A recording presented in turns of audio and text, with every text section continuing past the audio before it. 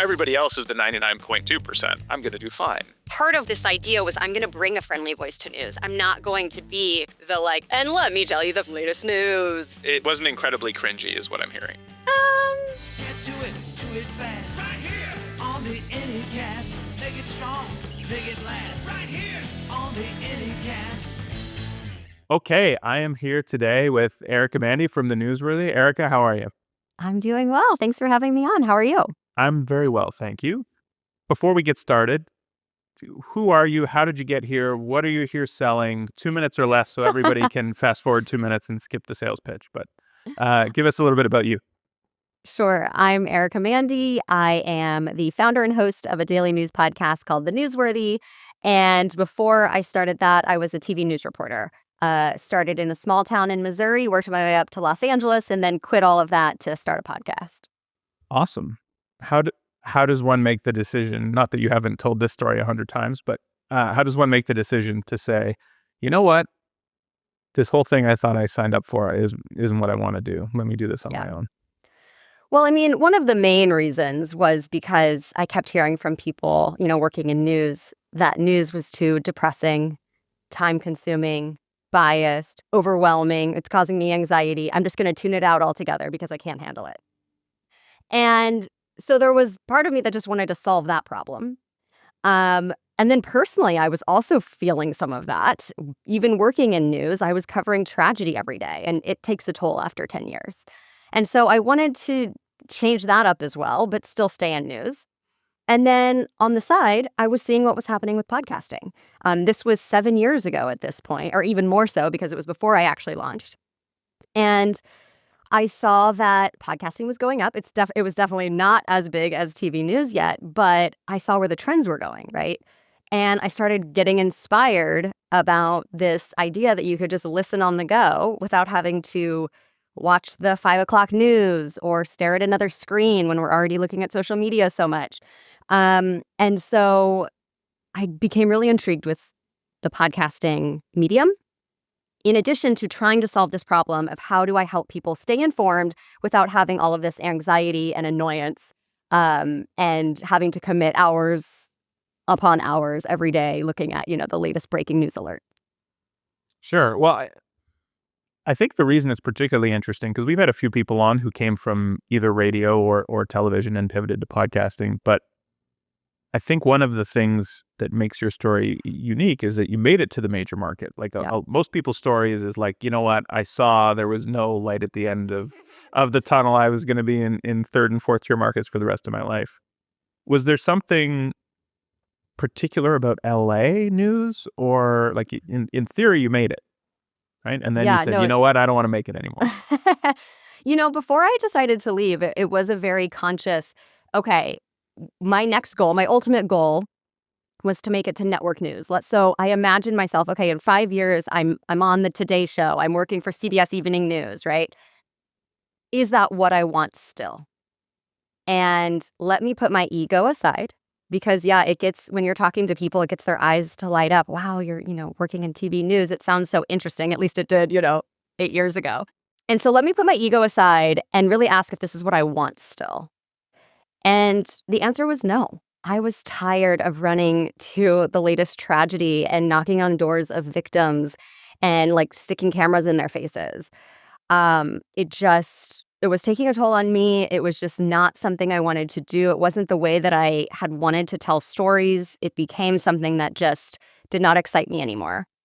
And I imagine, even the top people are going all of these crazy places. And it just was not something that I felt passionate about anymore. If I put the ego aside of I want to make it and say that I did it, then I could admit to myself, let's do something new. And what really excited me was when I started looking at this potential new show and a new podcast and running my own business for the first time. And I kind of took an online business school and was dipping my toe on the side into what would this be like? I ran a SurveyMonkey survey about the show just to get real people's reactions to this idea that I had. And all of that stuff, I was working on that in the morning before I went to work in the afternoon, because then I would work for the 11 o'clock news. And I didn't want to stop. I wanted to keep looking and researching and working all day on this side thing than go to my regular TV news job. And I didn't actually start anything while I was working, in TV news. I had to quit before I actually really figured out what the show was and launched it and all of that stuff. But just doing some business things on the side and listening to, I think I listened to Side Hustle School by Chris Guillebeau back in the day on my way to work every day. And it was that was what was exciting me. And this idea that there really wasn't any daily news podcasts at the time other than regurgitated NPR. So at the time, this was a whole new concept. And I was really excited about the possibility. I saw John Lee Dumas doing daily podcasts, and then I saw NPR doing their regurgitated version. And then The Skim had an email newsletter that kind of had this fun take on things. But nobody was doing it in podcast form. And I just got really excited about the possibilities here and that I could help people stay informed, have better conversations, have less anxiety about news in about 10 minutes a day. So that was my goal. And I told myself, I'm going to quit. I'm going to try. I think I'm at a point where I'm going to regret it if I don't. And let me give myself 1 year. And I had to know that I probably wasn't going to make money in that first year. But let me commit fully for 1 year. And if at the end of 1 year, it's not working, I'm not growing, haven't made my first dollar, then I'll pivot and do get into PR or something. I don't know. So, so that to me was okay, I believe that if it doesn't work, I'll be okay and I'll figure it out. And so that kind of gave me the courage to say, let's try this thing. And I couldn't give it too short of amount of time that it didn't give me a chance to grow. And I also wanted to set a deadline for myself to say I wasn't going to stay in it too long if it just wasn't working. Right. And so through that process, number one, was it contractual? The decision to be I'm absolutely, one has to stop for the other to begin, I think is an interesting step that people take. It's both. So yes, I was under contract. So it's a very gray area of who would own something if I was trying to do any sort of public media related anything. Yep. So that's one. Two is just time. I mean, in news, you can't work on the weekends and prepare it for the whole week, right? It's whatever happened in the last 24 hours. So I'm literally working on it every night for the next morning. And it's not something that, I could do in a few hours before work. It was something that, I would leave for my job at by 1 p.m. and come home sometimes at 1 a.m. And, I have to also shower and get ready because you're on TV. So really, I'm starting that job at noon. And then it's just it just was not possible, even with no kids at the time, And so I think it was a time thing and a contractual thing as well. Got it. Yeah. And then in between, because I find this very interesting, so the way you set it up is that I was sure that I probably didn't want to keep doing what I was doing. And then also there was podcasts. Was podcast the only idea? Were you playing with other ideas about what you might want to get into? Or were you sure from the get-go that podcasting was it? I was sure podcasting was it. One, because I was a reporter. I have enjoyed anchoring before where I'm speaking and using my voice in that way. And so I think I brought, and part of this idea was I'm going to bring a friendly voice to news. I'm not going to be the and let me tell you the latest news, that anchor voice that everybody laughs at. I don't want that. I was sick of it. I didn't want to be that for somebody. So let me bring this kind of voice that is unique to me, that I have 10 plus years of experience honing, because in my first job, it was not a good voice, right? I had to hone that voice and all of this journalism experience that I have. And I just feel like I had this unique perspective, unique voice that I wanted to bring. But with podcasting, not only did I see, this is really interesting that you can listen on your commute, you can listen on the go. So that was one reason I loved it. But also it's easier to start, the resources you need. I didn't need to have a big video crew or studio and stuff like that. And now I think you don't necessarily need that because people like the casual video. But I think when you're talking about news, you do need to have a certain credibility, I think. And I think that bar has been lowered today. But also I was tired of like getting ready every day for TV. And so there was an element of like, great, I don't have to do that. I can just bring this voice. And I think for the most part, it really is about being in people's ears when it's convenient to them. Yeah. And yeah, that just excited me to see where podcasting was going. And conscious decision at the time to not do a video podcast.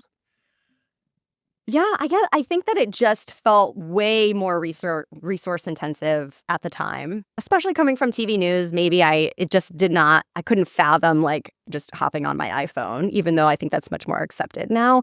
It just felt very amateur to me at the time. So I was afraid to do that. And I also think I just saw more opportunity in podcasting too, because there was no daily news podcast at the time when I first started. And actually, I remember when I was kind of in between having the idea and actually launching is when The Daily from the New York Times launched. And I went into my husband's office because we both work from home now. And I was like, it's over. I don't know if I can do it. Like the New York Times just launched what I have been thinking about, you know. And then I sat back and realized that what they were doing was very different than my idea. And that's the beauty of podcasting, right? We can both exist. And if somebody wants to listen to both of us, great, they can. And and I've had to take this over time, this view that the bigger players getting in just brings more people to podcasting. And then I have an opportunity to capture their attention. And I have heard from listeners who listen to, NPR's Up First and The Newsworthy, and they get very different things from it. And that's the beauty of it. And mine is quicker, I think friendlier and more upbeat, more fair and unbiased.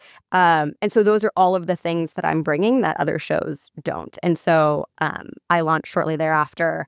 And since then, we know that like many other daily news podcasts have launched, but I still think that we bring something unique that a lot of people appreciate that other shows don't have.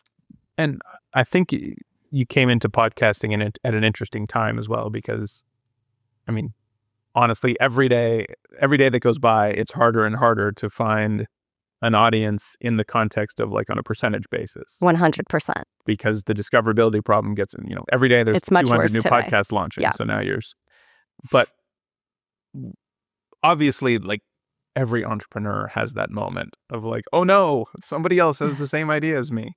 And like, is it a multi-million-dollar organization? Well, no, I know. Sometimes, yeah. Well, like in our space, as an example, our 100-pound or 500-pound gorilla was a $10 billion company 5 years ago. Today, we compete with Amazon, Microsoft, Google. Right. So the New York Times seems rather small to me as a competitor against a few trillion in market share. But, even talking to people that have a new idea, I always love the premise of like, it's the idea, right? The idea is the secret. And when you talk to people, like you probably know this now, having gone through it, the idea is like 0.001% of executing on a business, right? It's like, you don't need to like make people sign an NDA so that they don't hear your great idea. It's about execution. Are you going to execute what you want to do? Exactly. So one time I had a fill-in host, and I've had like different producers and stuff. Obviously, I have a small team now. But I remember a friend asking me like, aren't they going to learn all your secrets? And aren't they just going to go and do the show on their own? And I'm like, if they can do that and be successful, go for it. Like, it's not easy. And so if someone's going to commit and actually do it and make it work, then they deserve it. Like, because I know that it's not as easy as just like seeing someone doing it and being able to replicate it. Right. So I totally agree with you that it's actually I launched the same weekend that I went to a podcast movement conference. And I remember meeting someone and kind of telling them about how I was going to do a daily show. And they're like, I give you 6 months, Like, thanks, first of all. It's not exactly like the thing to say to somebody. They might have meant that as a compliment, because they might have given other people 10 days. So that's something. Right. But it was just like, no way you're not going to get burnt out and like stop this in 6 months. And was it easy? No. But I remember thinking like, no, I'm like pretty committed. I gave up, a big career Everything. for this. Yeah. Yeah. And then somebody else asked me, they listened to the trailer and they were like, who's editing that for you? Like your husband? And I was like, my husband has never been in media, has never no, it made no sense to me. Yeah. I was like, I edited it myself. And they're like, oh yeah, it sounded tight, like all the different cuts. I'm like, yep. I And it's just did like do my people, job. yeah. And so it was interesting to like see kind of and being, I guess, underestimated is not something that necessarily motivates me, but it's not going to stop me. And I'm like excited to show, well, yeah, I can edit. I think people have sometimes, especially 8 years ago, like an idea of who does what in podcasting. Right. And I think that's obviously changed a lot over time. Sure. Well, and you're a particularly interesting person on this subject that I would really love to dig into a related thing that people keep talking about, which is like editing and making stuff easier. One of the things that I strongly noticed at Movement in DC was this wide range of emotions over AI coming into podcasting. And so I think there's 2 areas I'd love to go into with you. One is what you said, right? Like the nuts and bolts of the business. How can AI help somebody? There's a lot of people will be listening to this thinking about starting in a podcast, being in the same position you were in of just about to take the plunge. The landscape is different today for those skills that you need, right? It's like people were impressed and asking if your husband did it, 7 years ago. Next week, somebody starting a podcast will be like, oh, I'm sure an AI did the editing for you. It's Right. almost an identical sort of like the on-air talent can't edit. That's not how it works. But the second piece is there's a lot of, I would say histrionics, but a lot of emotions around the idea of AI actually producing content. And in my brain, one of the most straightforward AI-driven content types might be 10 minutes of news brought to you by, the Google AI voice. So I want to start there. How do you see the advent of also, not that it's new, but the availability, right? So the sort of the ease of access to being able to feed, a series of articles into AI and say, okay, now make me an audio show. As Yep. somebody who, tackled the New York Times and NPR and all those people coming into the space, how does like weird, vague, unseeable robot entering the space feel? Well, first, I think in the current world, what excites me about AI is, okay, if I do want to launch video, which is a possible path that I'm looking at, I've looked at software that already, can use Getty images to find news video and pictures that would match the audio. And I do like 10, 12 news stories in about 10, 12 minutes. And so to manually like find fair use or pay for like specific videos and pictures that I could use and edit it all together. I mean, it would be very intensive to do every night, overnight because it launches first thing in the morning. Like I don't really have that time and don't really want to pay someone for that time to do all of that work. If I want to have it not just be a talking head for, 12 minutes, which, is not necessarily a bad thing, but just thinking of the options. So anyway, this AI software is something that I would find very interesting. I could put in my script or my video, and they kind of match it and I check it and we're good to go, in probably 10 minutes versus hours. So I think that's how I'm like, okay, AI could be interesting and help me expand and grow today. I don't think it's at a point, even with things like the Google Notebook podcasts that are coming out, I don't think it's at a point where it could do it super well in a way that is going to be what somebody wants to turn to now. That said, will it be in the future? Maybe. And so that is why I never really have a good answer when somebody's like, where are you going to be in 5 years? Because the world is just moving too fast. And I have to be able to pivot. And so, either like it's not going to work anymore, or I'm going to bring somehow bring like even more of a human element to it that really gives people something that AI can't. And I think that already exists with the community, with, people feeling like they're turning to me and my voice, and we, will message on social media or on email and can connect, in that way, in like a human to human way. And so I think someone always said to like, I came for the content, I stayed for the host, right? And so it's like, that might not exist with AI. And so, yeah, maybe if all you're looking for is like some information, maybe that will be enough. But I still think that like human to human connection and is going to be so important. And it's up to us to identify ways that we can bring that to the show, even if that means making changes in the future. I think the part you nailed is who knows what's coming. Yeah. Right. Like, right. Which not just for AI, but right in general, like, one of the things we've been talking to is people who've been doing podcasts since 2004, 2005. And they look around and go, how did all this happen? And I think that window was narrowing, where I think when we look at the podcast space 5 years from now, everybody's going to look around and go, how did this happen? And why did the change accelerate so much? Yeah. I mean, maybe it's I'm turning my show into an AI generated podcast and I'm still running it because I already have the audience for it, right? Like, I don't know. I'm open to it. Yeah. And I didn't actually read into it, but like one of the headlines that scrolled by me this morning was like, turns out making AI harder or better is harder than we thought, which was like, I think the actual headline was like OpenAI, Google, and somebody else struggling to continue to improve AI or something along those lines. And I think that's also something that I notice with Tesla in particular, which is you have Elon Musk out talking about AI. At the same time, he's been wrong about and about how fast pace is going to happen. He's been wrong about autonomous driving in Tesla and that timeline for 10 years now. And every time he talks about it, he goes, well, it's harder than you guys all think. And it's like, well, it's not about what we think. You said it was going to be on such and such a day. I already knew it was hard. So that pace of change, I think goes two ways with AI, right? Like, I think there is this perception, like in 5 years, it's going to do this.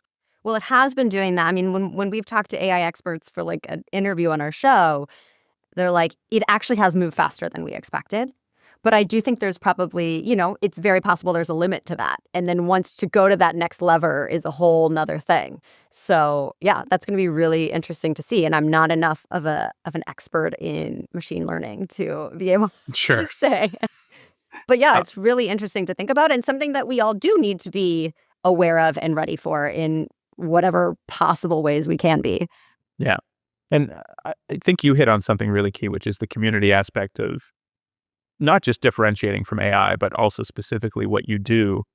And people really do attach themselves to the host in something like that. For somebody who's looking at it as a podcaster doesn't really have a focus on community today, can you, at a high level, what's your philosophy on how to build a great community and how important is it to the newsworthy? Well, let me be clear that I think I could do more with community. And I think that's part of what I'm thinking about for growth in the future. It is harder for a show that doesn't give an opinion to really build that, like, oh, we all agree on this thing, And so I've worried about creating a space for people to like leave comments because I don't want it to turn into the social media we all hate of like nasty comments about news. And so the community has more been like, here, we're all coming together, trying to create a feeling of like, we're all coming together as part of our morning routine. And I'm helping you stay informed in a way that like feels better for you. And exactly how to like bring the people to each other, I haven't quite figured out. I think there's opportunity there still. But I think community-wise, it's how I talk to the listener. It's, thank you for making me part of your day and for trusting us with the news. And you can be a Newsworthy insider if you want ad-free. And I'll do Ask Me Anythings. If enough people have questions, then I'll make like a special episode for them answering those questions. And I always try to respond to any message or email that I get. And so there's a real, at least like one-on-one with people who I guess I would say are more hardcore fans of the show, and trying to just always be open. And I'll get emails, that disagree with how we covered something. And as long as it's respectful, I always try to respond with like, well, here's what I was thinking, but we're always open to feedback and reviewing it with the team. And, I appreciate that, you reaching out and sharing that. So I really try to bring like a respect, an appreciation, like a tone of voice that conveys that, and a real openness to actually communicating with people outside of like on the side of the podcast whenever possible. And was that were all those things conscious decisions, or were those things that just naturally evolved as the show built more and more of a following? Probably naturally evolved. It was conscious to create a membership where people could get ad-free, and I tried to connect a little bit more with those people. But I think the friendliness of the show lends itself to what I just described. And it's always like I always want to communicate with that person, because otherwise it just is a number on a screen, right? A statistic on a screen of how many listeners, and you have no idea what impact you're having. And so it's very motivating for me to be able to communicate with people where it's actually, after I first started, one of the main things that made me keep going was hearing from people like, I actually do have less anxiety about news now after listening to your show. And I'm able to, like, my friends are asking me, how do you know that? Because I'm bringing up all these interesting things after listening to your show. My, friend was telling me, you're so knowledgeable now about news, and I don't have to watch it for hours, a day. And so all of those comments are really motivating for me. Like, okay, what we're doing matters, and it is impactful. And so, it actually, like, the benefits of communicating with listeners goes both ways. Without going too far down the rabbit hole, obviously, listeners have a certain expectation, not just for how you're going to cover it, but what you're going to cover. How does one pick 10 minutes of news out of all of the news? Yeah, well, first of all, we spend much more time looking at everything than the actual length of the episode. So, we spend a full day's worth of work to bring you 10, 12 minutes of news. So kind of our philosophy is, what's the biggest like news of the day that if you don't know when you walk into work or start talking to your family and friends, you're going to look really out of it, right? So like, what do you really need to know today? What are the biggest news stories? How do we bring what's most impactful to you? So, some murder case out of a random state that might be getting a lot of hype for whatever reason probably is not something we're going to include, unless maybe there was like a Netflix docuseries where it was so popular and everybody cares about like what happened in this. But for the most part, it's going to be more national news, things that are impactful to people. So we will literally ask ourselves like, well, does this impact the listener, right? And then the third thing is variety. So we want our show to bring a lot of variety and help our listeners be really well-rounded. So this is not a politics show. It has politics in it, but you're going to also hear about tech, business, entertainment. And it was really important to me that it's not just doom and gloom. Like I said earlier, coming out of TV news, it was like tragedy after tragedy after tragedy, and it's just exhausting. And so, yes, we are going to cover the hard stories of the day, and we're going to tell you about science and whatever, Amazon is doing, or whatever tech interesting thing is going on. We're going to tell you about the award show happening tonight, or we don't really get into like who's pregnant and stuff like that. It's more about like the biggest entertainment story. And then just like we have themed days where on Wednesdays, we always give like a work-related story. So it might be more evergreen, but, work, what are the trends? What's happening within that space? So that's kind of the way that we think about things. And then for each individual story, we're asking ourselves, how do we bring all perspectives to this? Were we factual but fair? Are we citing where we need to cite? Are we are the people that feel this way, do they feel that what we just said represents them enough? Because I think too often it's like we kind of give like whatever argument you come across for that side, but it's not like the best argument for that side. So if something doesn't make sense to me, like, well, there's no way they feel that way. Like, I will look further to say, what is the underlying argument here? And are we giving the full scope of that? Not that it's going to take 3 minutes of argument, but are we representing it in the best way possible for each side? So there's a lot that goes into, like, is this as fair as we can make it in the time that we have? Recognizing that in the time that we have, we can't bring all the nuance that some stories probably need to have a full understanding. And so if someone's going to choose to listen to our show, like, I do think they have to have an element of understanding that we are going to give as much background and nuance as possible within our time constraints. But some stories, like the war in Gaza, it's just not possible to give every aspect every episode, right? So we try to do it over time and give as many perspectives as possible within each individual like update that is required. We also want updated stories to be significant enough to talk about it again. So every tiny little update sometimes in the news, I'm like, all right, we already know about that. And that's like the tiniest little update I don't need to know about. So we try to only talk about stories again when it's significant. Knowing that you're in a war for people's attention, do you have to fight the urge sometime of being clickbaity, or is it just so true to your format that you're going to present both sides and it's okay if it doesn't really make people so interested and so riled up that they feel the need to get involved, and it's okay if that, makes them upset?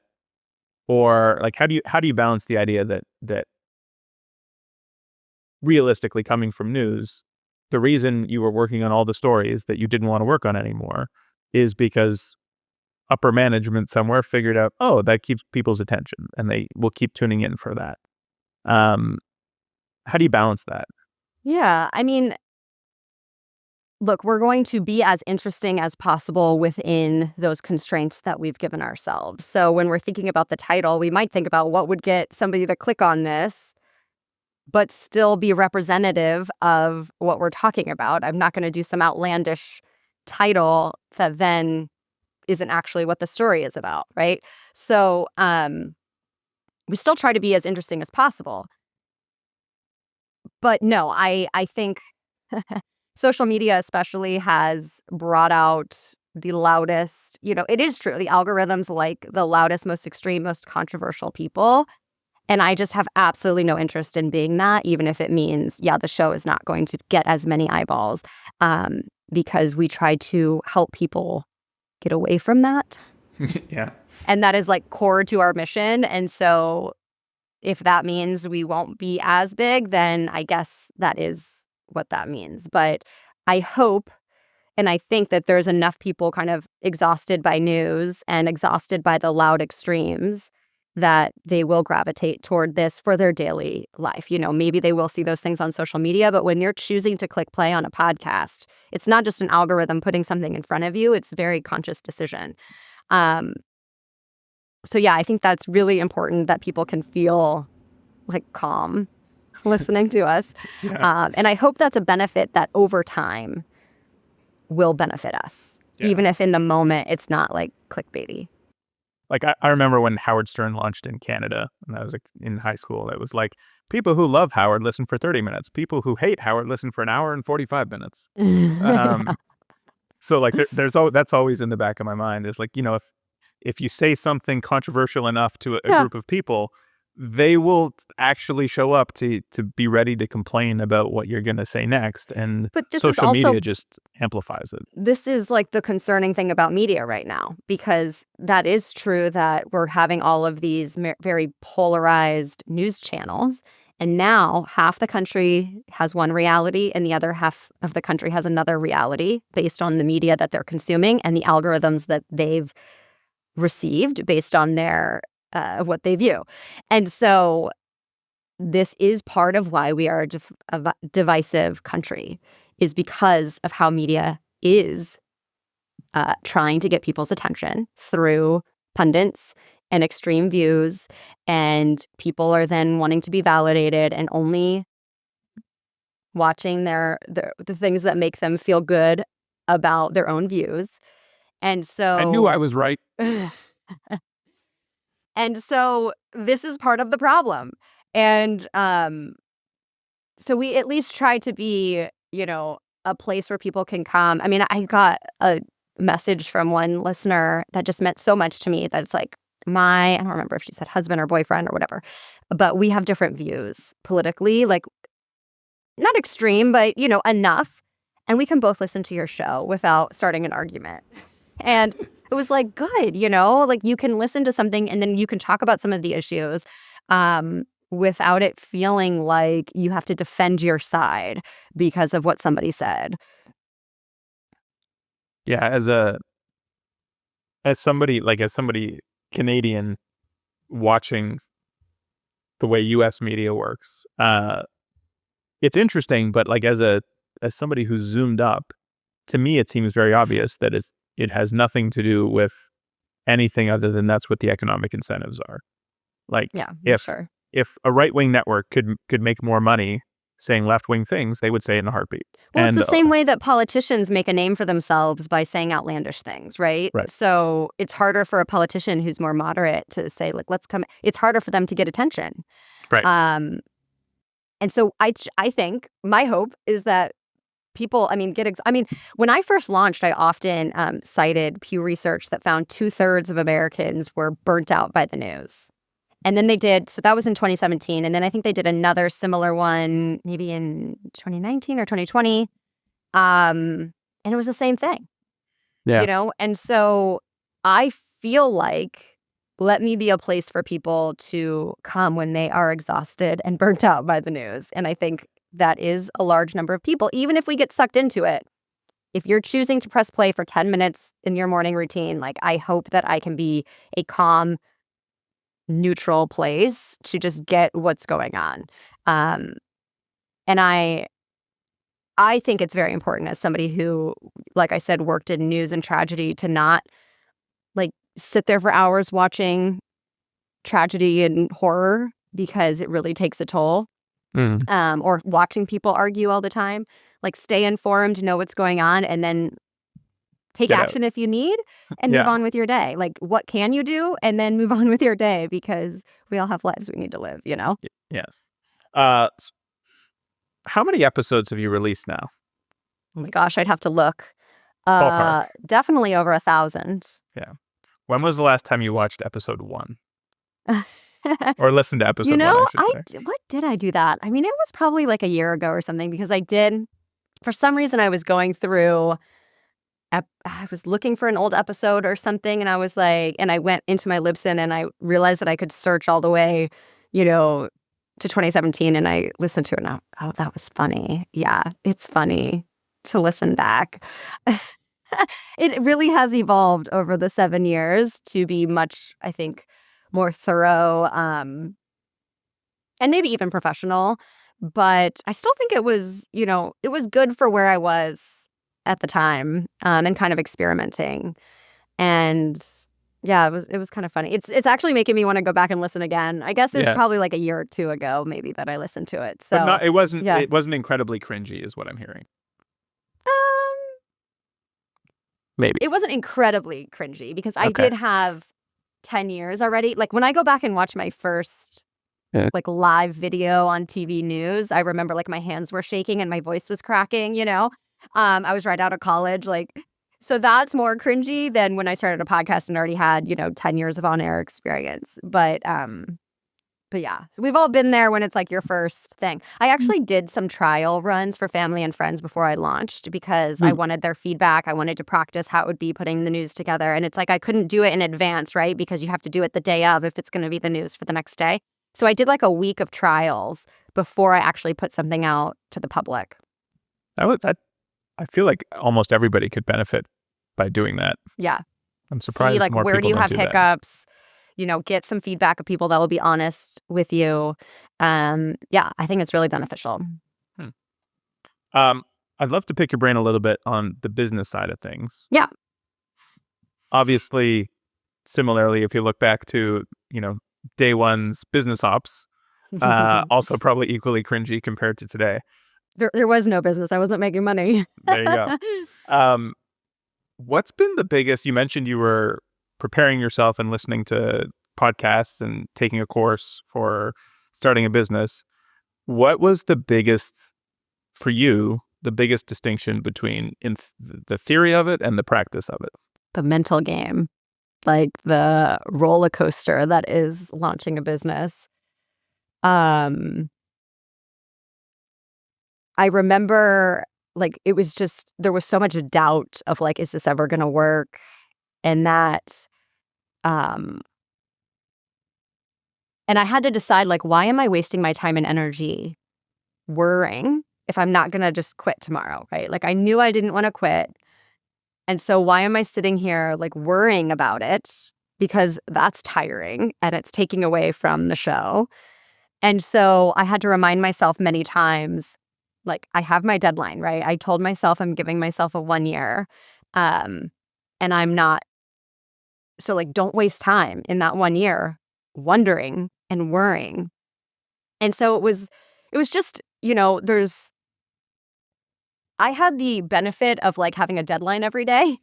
Like, I promise that an episode will come out Monday through Friday mornings. So that gives you a lot of accountability. But I think beyond that, there's some self-discipline there that is really good at the beginning. Like, for me, I was very inspired at the beginning. And then, a few years in, it's like what somebody has, and this is somebody else's concept, and I'm sorry, I can't think of who, like, first came up with this, but it's like the middle, right? I think maybe Seth Godin has talked about it, but I've also heard other people. I don't know who did it originally. Yeah. Everything's terrible in the middle? Well, it's just, it's harder in the middle because you have this, like, honeymoon time in business at the beginning. And then, like, maybe you've reached a certain success that you were waiting to reach at the end. So it's like, oh, wow, everybody's like, good job, good job. But some in the middle, and I think can be many middles. I feel like I've had a middle, and then I had enough successes where I felt really excited again. And then, like, now I'm kind of in a middle again. And so there's probably, like, many ups and downs throughout business, right? So in that middle, nobody's, like, applauding you yet. You haven't, like, proven something that you want to prove, but you also are beyond this kind of honeymoon phase where it's so exciting and there's so much possibility. And so I think in that middle phase is when you really have to have that, like, mental game, self-discipline. Not that you can't step back sometimes, not that you have, I hesitate trying to give this, like, hustle culture of, never stop. But the people who are going to reach the success, right, have to get through the kind of grind of the middle. Right. So I think that was, like, the ups and downs of that have been probably the biggest challenge beyond, like, the actual business side. I had some help. What my husband is good at is, like, projections and financial stuff and spreadsheets. And so I was lucky enough to have some of his help, like, organizing some of that stuff so that I could stay on top of my game when it comes to that. And I've learned a lot over the years through that and other things. But I think, yeah, just trusting yourself through the processes is. Yeah. And I would have to think that wasn't a surprise. The ups and downs, like, people try and prepare you for that when you're starting a business. Right. But there's nothing like going through it. You can, yeah. And I think to be honest, I was a little bit naive starting it. And I think that was necessary. If I knew too much, I think I would be more scared to start. Because, and looking back now, I think I still would want to start. But, like, in some of those moments, right, I think I was more naive launching originally, and that's okay. In reality, you have to be, right? Like, if somebody tells you, like, 99.3% of all businesses fail, right? So if you're like, I'm going to go do this thing where I have a 99.3% chance of failing, you probably have to bring some, you can call it confidence. But in reality, it's a little bit of naivete probably of just being like, oh, that everybody else is the 99.2%. I'm going to do fine. And I also I will fully admit today, I think I admit this even more so than I used to be able to. It's like I also launched with privilege, right? Because I remember talking at a conference about they were asking me about my schedule, and I was like, well, I work basically 9 a.m. to 1 a.m. I take little breaks here and there, and it was almost like I was proud of how much I was working to pull this off, because when I first started the show, it was just me. And I look back on that now, having had a kid and just having a very different life today. I had very few worries. I didn't have to take care of anybody or anything but myself in this business at the time of launch. And so it was that was very privileged of me to be I'm just committing all of my time and energy into this. It's well, yeah, because I could. And I had enough savings to be able to not make money for a year that I could fully 100% commit to this. That's not everybody's experience. And it's a lot harder when you have kids or other bills you need to worry about in that first year, or stuff like that. So I acknowledge that. And everybody's going to have different challenges and easier and more difficult paths. So it doesn't take away from, I think, what I've been able to do, but it acknowledges that it was easier in some ways than maybe other people would have had. And I think the same goes for, people who have a lot of money to invest right away in even more than I did, could probably move faster, right? It doesn't mean we can't do it. It might just take a little longer. So yeah, I recognize all of that. It's something that a stat that always blew my mind is, so the USA leads the world in entrepreneurship until the age of 31. And it falls off a cliff. And ostensibly, the reason is that that's the average age that somebody has a child. And in order to have health care for that child, you need a job. And so there's a pretty big body of evidence that says the lack of, and people are willing to gamble on themselves. Right? That's fine. I'm gonna build this business without health insurance. That's great. Yes. You can't look a 6-month-old in the eye and go, you're not going to be able to go to the hospital because I'm starting a podcast. So, but it'll be okay. Totally. Don't worry about it. Yeah. So with that in mind, could you do it?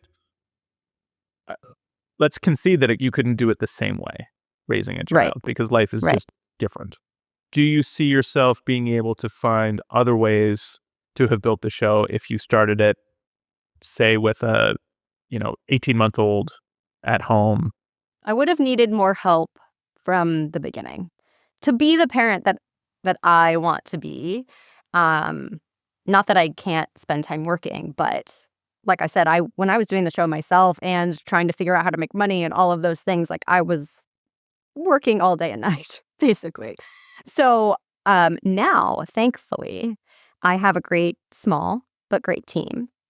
And I rely on them very much. And so I would have had to invest in that team early on, or found people who wanted to go all in with me. And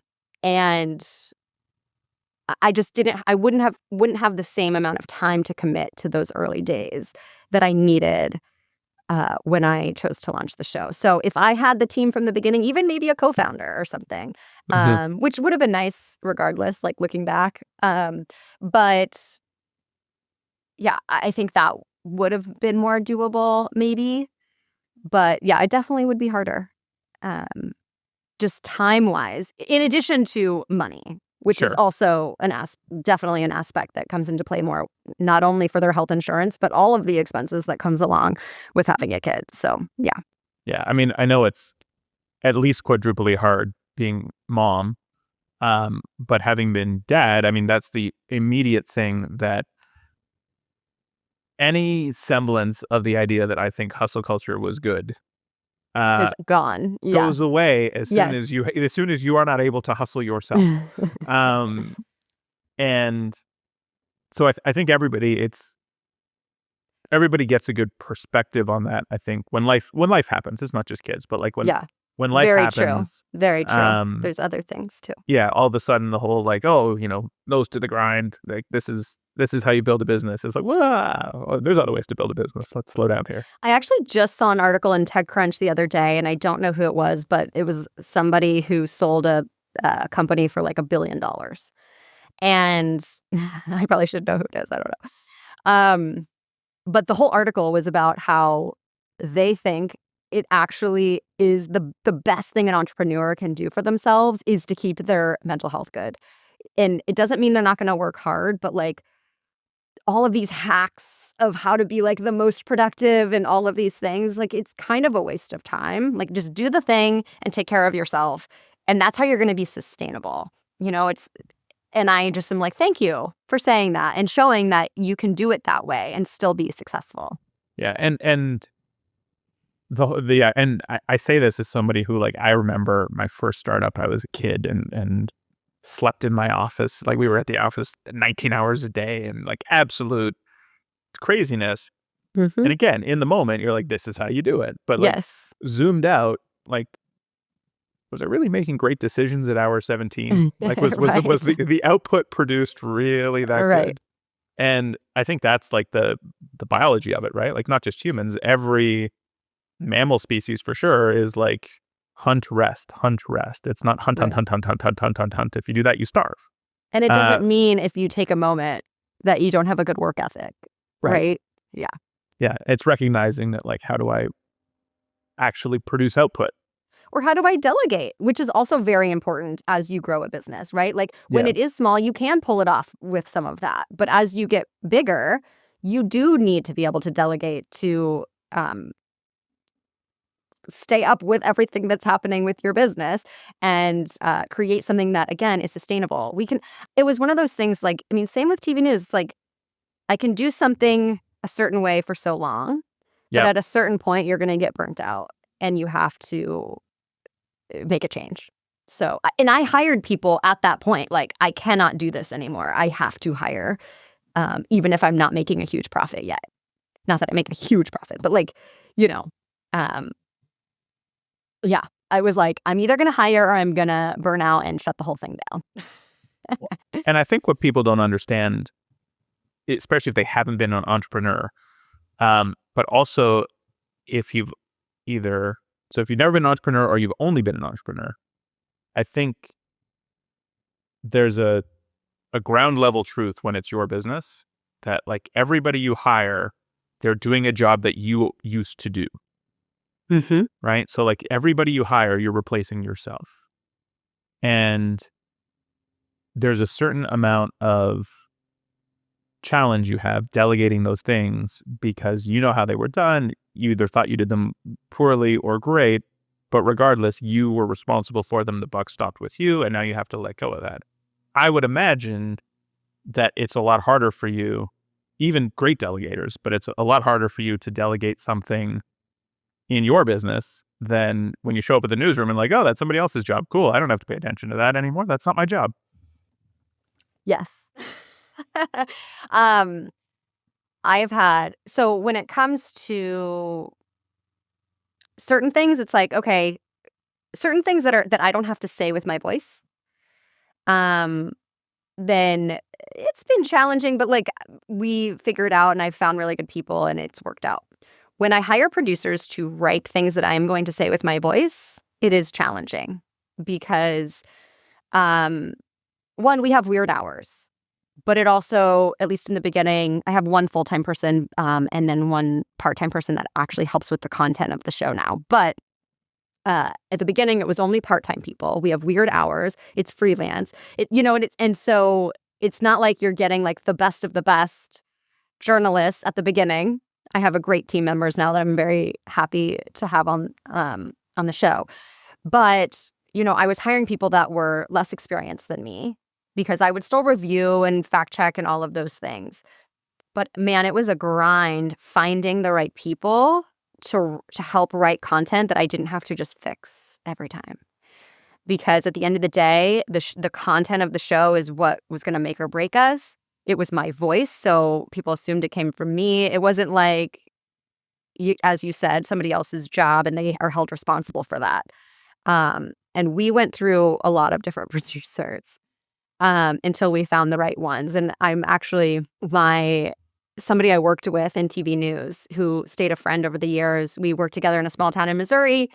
Then I was working in LA and she was working in Dallas, Texas as a producer. So after I quit as a reporter and started the show, and I was a few years in already, we were just chatting and catching up. And I was like, man, I wish I could just hire you. And she was like, well, would you? Like, maybe I want to. She's like, I just need to be able to make as much money as I'm making now. And I was like, I was surprised to figure out that I could match what she was making. And when she came on full time, it was like a big leap for me to hire someone full time. It was an investment. Yep. And I'm so glad because I hired her. And then literally she started in March of 2020. Cool. When the pandemic hit and everything became even more intense with news, right? So grateful to have her help. And it took time for her to like also learn the style. It was different. And there was a big training process. But it's like today, she does the show better than I can. And yeah, I'm very grateful to have her on the team. And then I've since, even after her, we like went through additional producers because both of us have taken a maternity leave. And so I've needed fill-ins and all of this stuff. So it's been a journey. But I'm really happy with where we're at now, and I'm very grateful for that help because it's just not doable on your own for too long. And you gave the full entrepreneurial life cycle of how you perceive hiring people there too. It's like, it's a cost. No, wait, it's an investment. This is great. True. And I think people struggle with that, especially early, and especially you don't learn it early because early you don't have the money to invest anyway. Yeah. Right. So like you can't rub the two nickels together in order to make the investment. And even when you do have the money, you're like, it's still coming out of my profit. Right. So it's not like, oh, I have the money now, like, let me give it to somebody. It's like, oh, this is my profit. And now I'm giving it to somebody. But yeah, it is still so worth it because otherwise it's not sustainable. Yeah. And on the financial side, again, going back to, hey, I'm about to take this plunge. I think I know what I'm prepared for. Is there a particular aha moment or epiphany on, you mentioned your husband was helpful in getting all the numbers together. Is running a P&L, is dealing with is dealing with the operating a business. Was there anything in there that was like not what you expected? Well, I mean, I was pretty early on able to recognize that I'm not going to be able to just like sell all my own ads, right? It's way too time consuming. It takes a very specific skill. You need to have all the relationships if you're not just going to cold call and email all day long and have a fraction of those work out, right?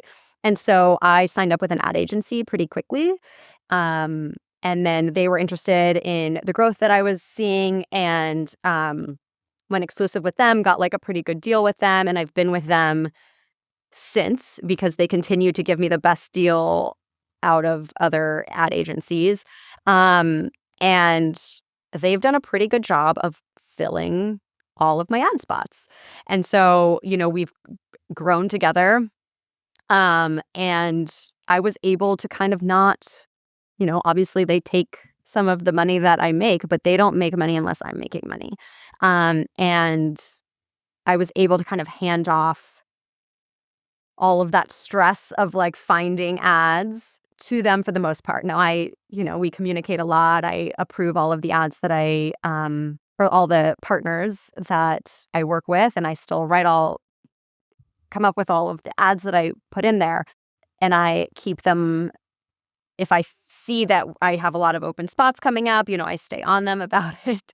So I play a very active role, but I'm not the one having to go out and find all of the ads and sponsors for my show so that I can focus on the actual content, on the marketing, and that sort of thing. It sounds like that's something you would encourage other podcasters to do. unless someone loves the sales aspect of it and they're really good at it and, they want to put a lot of their time and energy into that part of it, or you are at a point where you're ready to hire your like in-house sales team, right? And you're creating a whole network or something like that. But I think for the individual podcaster, I do recommend going in that direction. If you feel good about the agency that you've found, if you think that you're going to be one of their priorities, and that like they're offering you a fair deal, because it just takes so much off your plate. And I think a lot of these sponsorships are very like relational. Like people already have relations; they go through ad agencies, and so why try to reinvent the wheel when people are already doing it, I imagine you're pretty protective of your brand. How often do you find they bring you a partner that you're just like, yeah, this isn't going to work? It's such an easy process with like I get emails and I just approve or deny. So it's not like this whole big thing. Like if I don't think it's a good fit for me, then I just deny it and we move on. It doesn't feel like it has to be this, I don't know, big thought out process if I'm going to turn someone down. Now Sure. that said, I don't want to turn down too many sponsors at the same time. So that I do think about in terms of the ones that I approve, and I want to be able to approve them. But yeah, it has to feel like something that makes sense for my audience, that my audience could benefit from. I know that not everything's going to be for everybody, but as long as it doesn't feel like it's a conflict of interest, if it's something that could be harmful, like I turn down, for me personally, and that's not to say that these things are bad, but I don't feel good about promoting like weight loss drugs because I think it's such a personal decision, and I don't want to make people feel like they need to lose weight. And so I might do things that are about health, but like I've turned down a couple of times, like very specific things about weight loss drugs, and specifically things like Ozempic, because that's in the news a lot. And so it Sure. feels like a kind of a conflict of interest too if I'm promoting that sort of thing. And so, yeah. And if there is ever a crossover, I try to be transparent about that. And if I would need to cancel something because of something that breaks in the news, like I would. But for the most part, I think it's worked out how we've had it. And yeah, I feel good about the sponsors that we have. But I also tell people that when they pay for our insider membership, you are helping to make up for the sponsors that I need to turn down so Right. that I can stay true to who the show is and make sure that we can keep operating. So, there's a little bit of both. Right.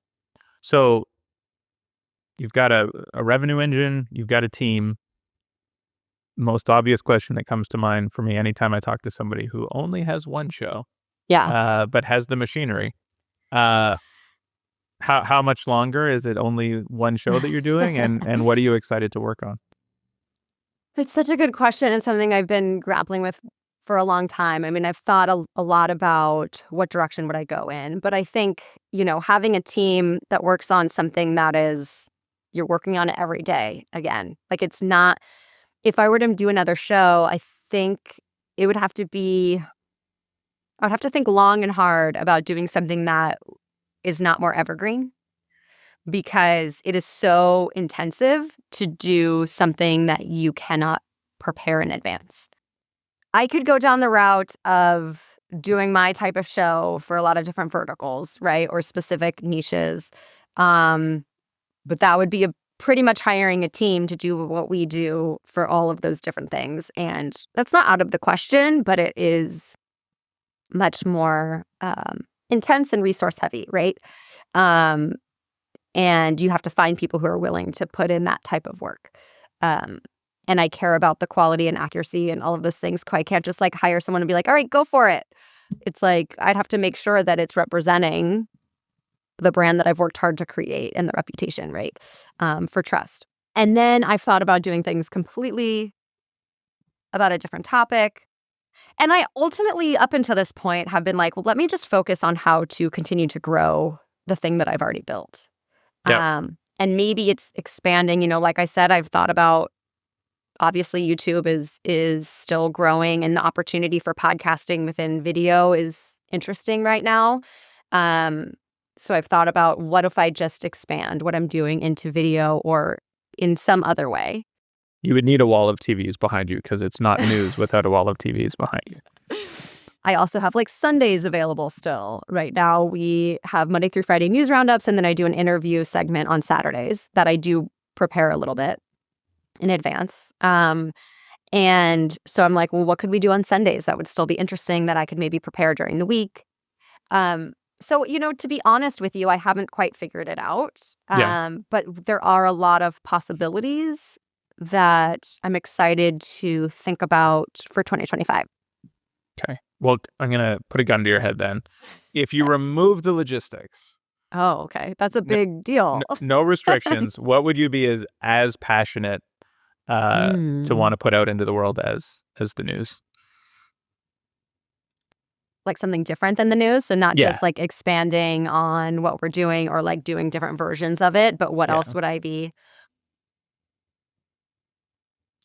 You must have something you're obsessed I've- with that nobody would even want to pay attention to, but you would just be like a guilty pleasure to release it. Like mine would be like how to make coffee.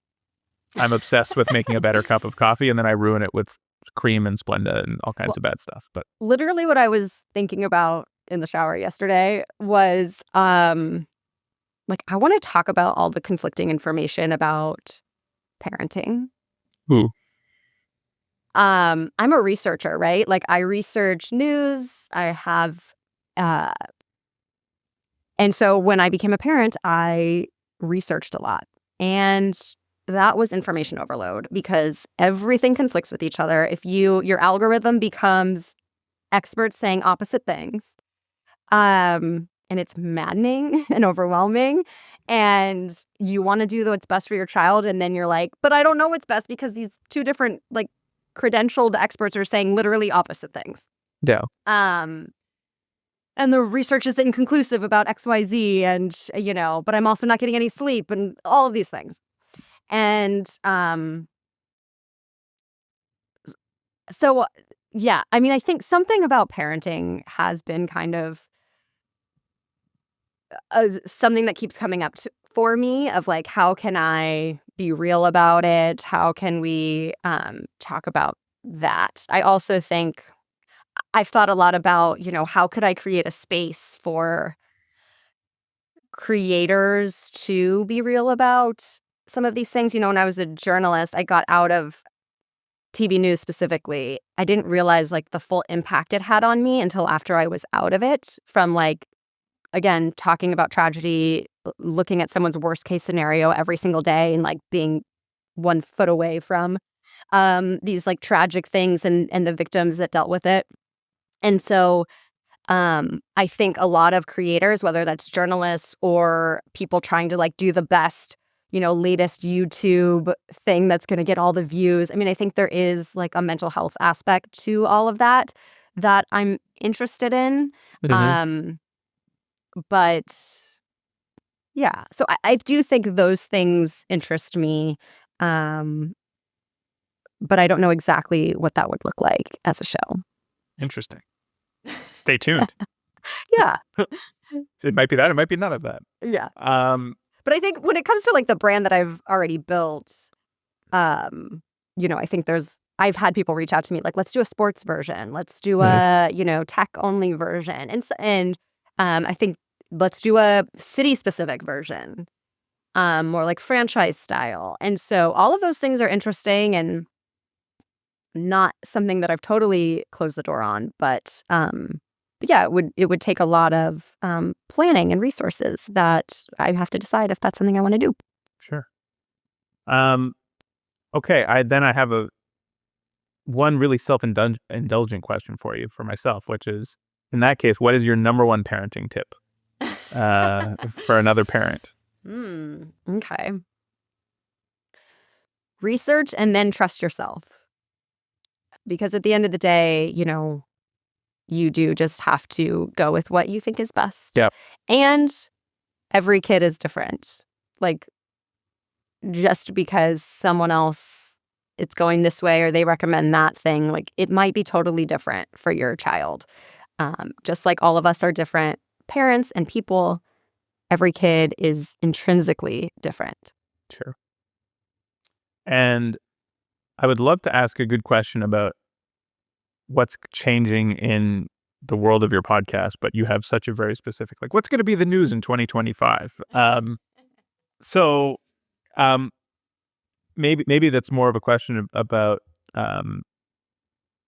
the space. How do you see your show growing, changing, listener demos? Like, what's happening in the next 12 months for the Newsworthy? Well, I think some of what we've already talked about, as people kind of want to stay informed but feel overwhelmed. We just finished an election. A lot of people have a lot of different feelings about it. You don't want to tune out completely, but I think we can't sustainably just be fighting in the comment section all the time and live our lives well. So I hope that will be that place that people can find to have a steady, trustworthy place of information without feeling all of the overwhelm that I think can come with a lot of news today. So I think there's an opportunity for us to kind of get the word out again of what we offer in this time in America. And for some people, they will only listen to us. And for other people, it's just the start of their day. And then they are going to go on and both are fine. So the question is, what is coming up for the next year? So I think we're going to try to let people know that we exist more than already know, because I think we've done a good job to this point, but we're definitely ready in 2025 to expand again and to make sure people know we exist. And then I will consider things like video or other growth strategies. I think at the end of the day, the content speaks for itself and we just need to keep doing what we're doing. But I need to, again, make sure that more people can find us in what you described earlier has become a more challenging macro environment with just so many more podcasts and celebrities and et cetera, people out there. So yeah, we'll see what that looks Awesome. like. I'm still, because how we marketed at the beginning doesn't work anymore. And so it's always finding what is the next thing that's going to help us grow. Awesome. Can't wait. We'll stay tuned. Erica, thank you so much. Thank you so much for having me. All right. See you soon. This is different, another round, so much more to talk about. Gonna aim to satisfy with help from CacheFly. Get to it fast. Right here on the Anycast. Make it strong, make it last. Right here on the Anycast. The Anycast podcast, brought to you by CacheFly.